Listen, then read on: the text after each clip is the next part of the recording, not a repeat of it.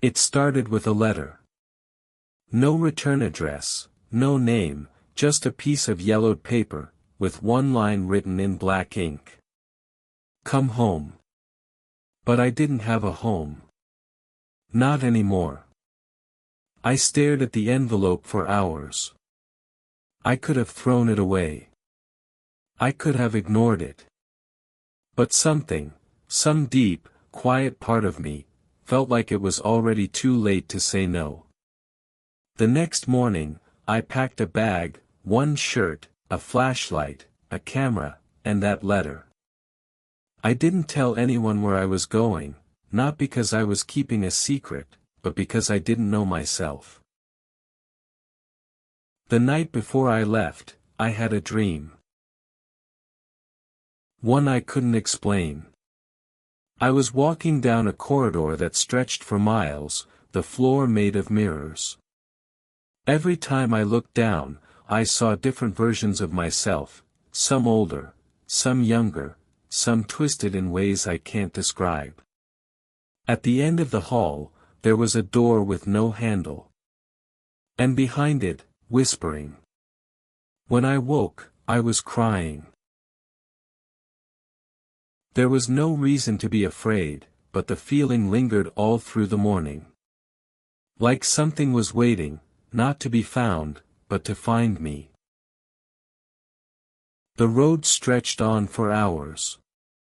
Endless trees blurred into each other, tall and thin, like silent watchers. The fog clung to the windshield like cobwebs, thick, unmoving, almost solid.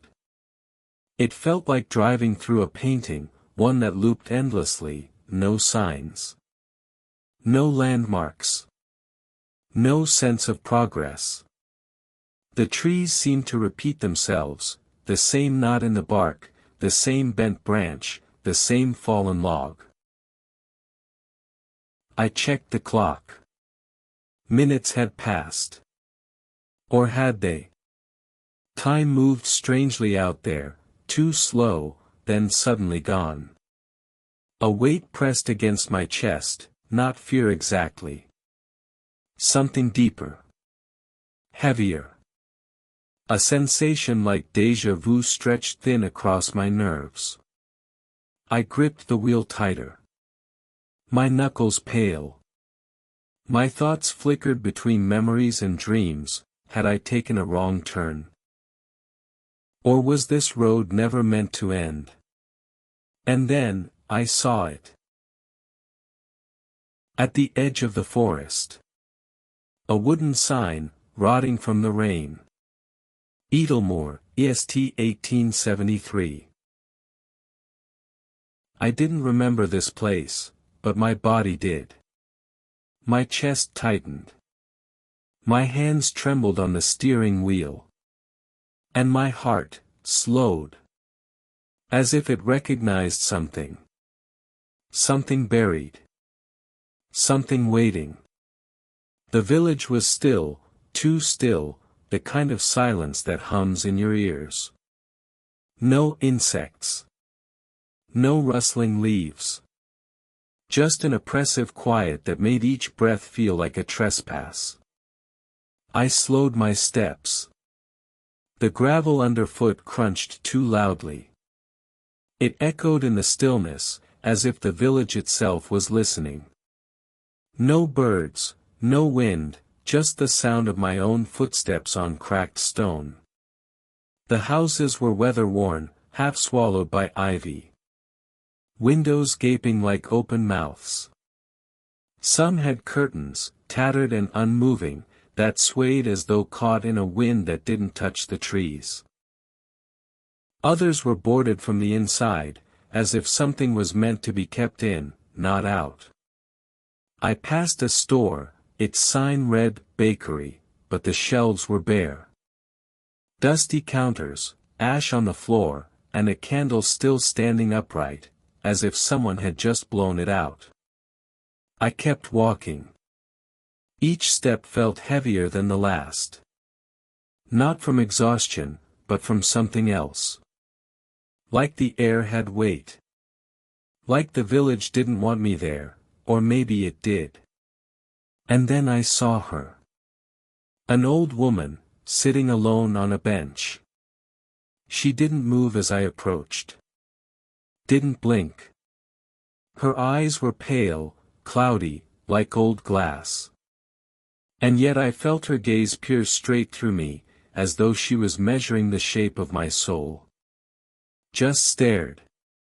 Her mouth slowly opened. And in a voice like dry leaves, she whispered, "You're the last one, aren't you?" I didn't answer. She closed her eyes, and said no more. The hotel, or what was left of it, stood at the end of the road. Room 5. That's where the key was waiting. Already in the door.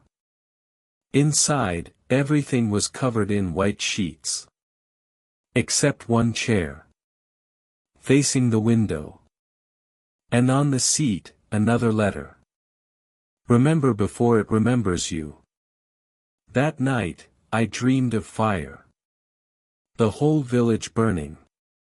And someone, me, standing in the center, smiling as the flames rose. I woke to find ash on my pillow. And footprints, leading from the door, to my bed. They weren't mine. The days bled together. Each morning, a new letter appeared, sometimes under my pillow, sometimes folded in my shoe.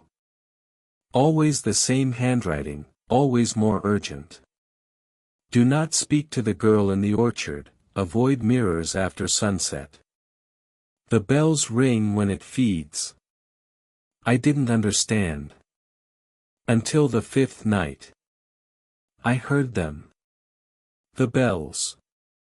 Low, distant, like a memory trying to surface. And then, a knock on the door. Slow, measured. 3 times. I didn't open it. But in the morning, the door was wide open. And the sheets were gone. The furniture was scorched. The mirror was cracked. And written across it, in soot. Welcome back. Something was wrong with time here. The sun never rose past a certain point. The shadows grew longer, even at noon.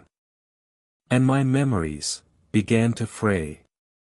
I found a photo album on the hotel lobby floor. Each page, a picture of me. At different ages, in different clothes. But always, in Edelmore. Smiling, like I belonged. Like I had always been here. I ran. Down the main road. Past the bakery, past the old woman. She didn't blink, didn't breathe. She was a statue now. Made of ash. The forest never ended. Every path led me back. Every turn brought me to the same place. The orchard. And in the center, a girl. Maybe 12. Standing still. Eyes black as coal. And smiling. "I'm your sister," she said. "I don't have a sister." I turned to run. But I couldn't move. My feet had sunk into the soil. Roots curling around my ankles. She stepped closer, voice soft, almost kind. "You left me here."